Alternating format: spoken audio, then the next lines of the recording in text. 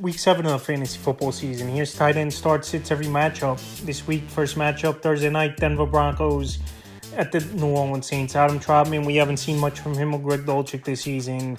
And pretty much the tight end position's been non-existent for this Bronco team. So he's a sit this week. Juwan Johnson forced him on row. Last couple weeks to get into the playbook a little bit more. Now with Spencer Rattler at the quarterback position, we know a young quarterback security blanket and best friend is the tight end position. But Juwan Johnson, I did have him as a waiver wire at about every team playing this week. I don't think Juwan Johnson's going to have value in your basic 12, even 14-team league. So this week he's a sit, forced him on row. We've seen flashes from him this season, a couple touchdowns over the last few weeks, but also a tight end where the targets aren't consistent. And if Taysom Hill does return in this game, take some touches away, but I don't believe Taysom Hill's going to play on the short week. And he's been banged up all season as well. New England Patriots at the Jacksonville Jaguars. Hunter Henry, it looks like he could go out there and make plays now with a quarterback who at least could stretch the field, and he's looking to get the football down the field. So Henry last week, 3 catches, 41 yards, found the end zone. This Patriot team, the passing game definitely looked a little bit better, even though I know it was garbage time. But Hunter Henry, we know he's a good tight end if he's got the right quarterback, and we've seen it throughout his NFL career. With Phillip Rivers, he was a good tight end, was Hunter Henry. In New England, where Mac Jones was decent at times, he put up some numbers. And now this season, he hasn't done much, but last week was a good sign. So I actually would start Henry this week. Evan Ingram, he's back, and he looked great. 8 catches, 102 yards in his return to the lineup. We know last season, over 100 catches on the year. Him and Trevor Lawrence have that ESP and that rapport. I know he did fumble a football to start the second half, but Evan Ingram's a target machine. And like I said, he finds ways to get open, and Trevor Lawrence knows where he's going to be.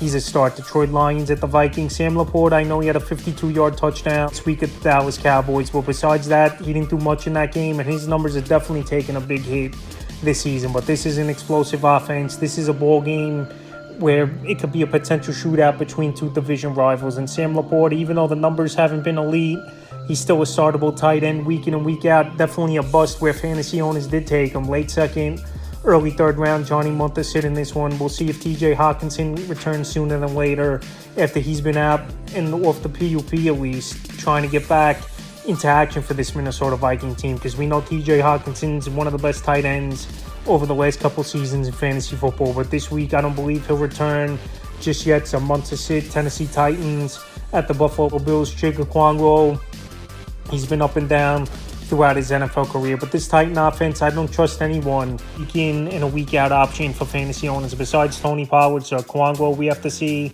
a lot out of him over the next few weeks if you want to consider him a starter. He's a sit. Dalton Kincaid's a start. He's still the number 2 target in this offense. And this tight end position's been the weakest position in a long time we've seen in fantasy football. Kincaid's that type of tight end. Some weeks he'll get those double-digit fantasy points, and some weeks he'll get only 4 or 5 fantasy points. So this week in a tougher matchup versus Tennessee Titans, it could go either way with Kincaid, but I still will put him as a top 15 option in the starter. Miami Dolphins at the Indianapolis Colts. Jonnu Smith's a sit. This Dolphin offense really hasn't used the tight end position well in many seasons. I know Tyler Huntley's still learning the playbook, still new, only a month over there with this Miami Dolphin team, but Jonnu Smith's not a consistent tight end for Miami so far this season. And I've said in other videos, when Tua comes back, a lot of key players in this offense are playable, but right now just Tyreek Hill and Devon Achane are the only 2 playable players, I believe, for this Dolphin team right now. Mo Alley-Cox, Kyle Granson, they're both sits. This Indianapolis Colts team, they really haven't been consistent with the tight end position since the Andrew Luck days. There's weeks, so Alley-Cox gets a few yards, puts up some decent numbers, and then most weeks he don't do much, and same with Kyle Granson. So they easy sits both these tight ends. Just consistency isn't there, and even consistency in the passing game. It's in returns this week. Seattle Seahawks at the Atlanta Falcons. Noah Fant, borderline option. I know last week's game with 12 fantasy points in PPR leagues was Noah Fant, but I've said this a lot in videos. He's the 4th or 5th option in the passing game, behind Ken Metcalf, behind Jackson Smith-Njigba, Tyler Lockett, Kenneth Walker, who's a good receiver, and also Zach Charbonnet out of the backfield. And Noah Fant, he's just a guy that's going to be inconsistent because of all those weapons in front of him in the offense. So at best, he's a borderline option. Kyle Pitts, this week he's a start for me. Kyle Pitts, it's been up and down so far in his first year. with Kirk Cousins at quarterback, but 2 weeks in a row at least, double-digit fantasy points. I know last week it was a big yard after catch game for Kyle Pitts, where he had 3 catches, 70 yards on the game, but at least he's putting up numbers over the last couple weeks. He's been one of the more consistent tight ends at the position, believe it or not. That's how weak it's been, even though he's only got 3 double-digit games in the first 6, is Kyle Pitts. But this week versus a weak secondary, he's a start. Houston Texans at the Packers, Dalton Schultz is it. You'd figure Dalton Schultz to see more targets and get more catches, but that hasn't been the case, even with Nico Collins out the last game and a half for this Houston Texan team. So in a tougher matchup versus a good Green Bay Packer defense, Dalton Schultz is a sit. Tucker Kraft to start. I know last week we didn't see much from Tucker Kraft, but every week it's someone different, I believe. Besides Jaden Reed putting his consistent numbers up, it's someone different in this passing game for this Green Bay Packer team. And the number 2 option last week was Romeo Doubs, and Christian Watson had a good game as well, finding the end zone. So after a bad game for Tucker Kraft, people are going to be down on him, and he might even drop him on the waiver wire. But we saw monster games from him in week 4 and week 5. So last week was a hiccup on a wet field, but this week I believe if the weather's fine, Tucker Kraft goes back out there and has a good performance. So he's a start. Cincinnati Bengals at the Browns, not much going on at the tight end position. I know Gesicki, he was decent the first few games of the season, but the last few weeks he's been phased out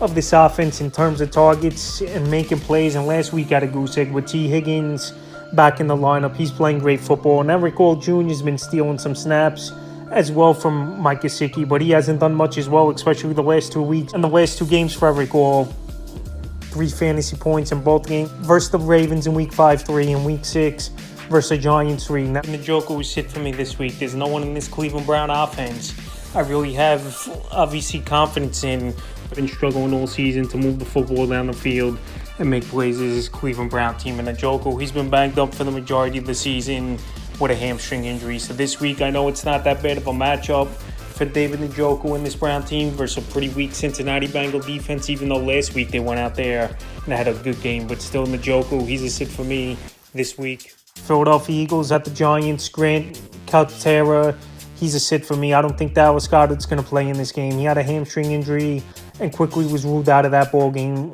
last week in the victory versus the Cleveland Browns. Calcaterra, I know he had a nice catch, but besides that, he didn't do much. And when you're playing with A.J. Brown, Devonta Smith, and Saquon Barkley out of the backfield, he's the 4th or 5th option.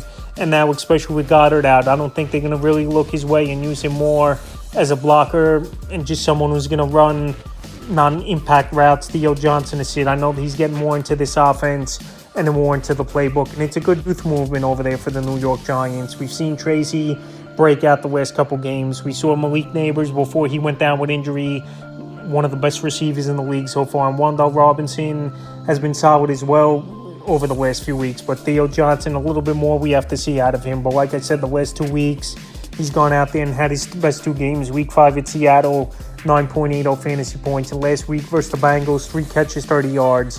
Even though I know that's not much. Vegas Raiders at the Los Angeles Rams, Brock Bowers, he's a top 1 and 2 tight end. It's between him and George Kittle so far this season. And it seems like Bowers goes out there, gets 7-8 catches a week, 70, 80 yards a week. And last week, once again, he went out there and executed a good ball game versus a good defense versus the Pittsburgh Steelers, where he had 9 catches, 71 yards in that one. So once again, Brock Bowers in a beatable matchup versus the Los Angeles Rams. He's a must-start tight end each and every week is Brock Bowers. And like I said, he's a generational talent at the tight end position, and he's done it so far this season.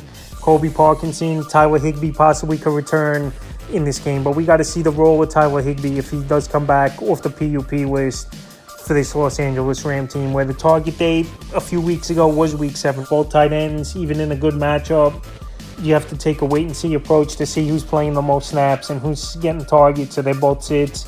Carolina Panthers at the Commanders, Tommy Tremble is sit in this one. Pretty much the tight end position the last 3 or 4 seasons has been non-existent in terms of fantasy football to put up points and help fantasy owners. So Tremble is sit. Zach Ertz to start. Ertz, he's been a decent tight end this season. 3 games with double-digit fantasy points. And last week he had a nice yard after catch ball game, a nice slant and mesh routes for this Commander team where Jaden Daniels has good rapport with Zach Ertz. He's the number 2 target in the passing game behind Terry McLaurin, in my opinion. And this week in a great matchup versus a weak Panther defense, he's a start once again. Kansas City Chiefs at the 49ers. Travis Kelce, the last 2 weeks since Rice went down with the knee injury and out for the season. Kelce's been putting up numbers, and him and Mahomes back on the same page and making plays. And this week in the Super Bowl matchup, Kelce's going to show up, put up some big points. And coming off the bye week, I think Kansas City, they're going to get into the playbook a little bit more, improve this passing game, and just find easier ways for Kelce to get the football as well. George Kittle must start.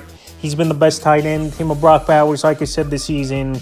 And the last 2 weeks, a touchdown in each game for George Kittle. So this week, once again, versus a tough Chief defense, it wouldn't surprise me if he finds the end zone for the third week in a row. New York Jets at the Steelers. Monday Night Football. Tyler Conklin, a flex option. He's been on and off so far this season, is Tyler Conklin. We know him and Aaron Rodgers are starting to build a rapport.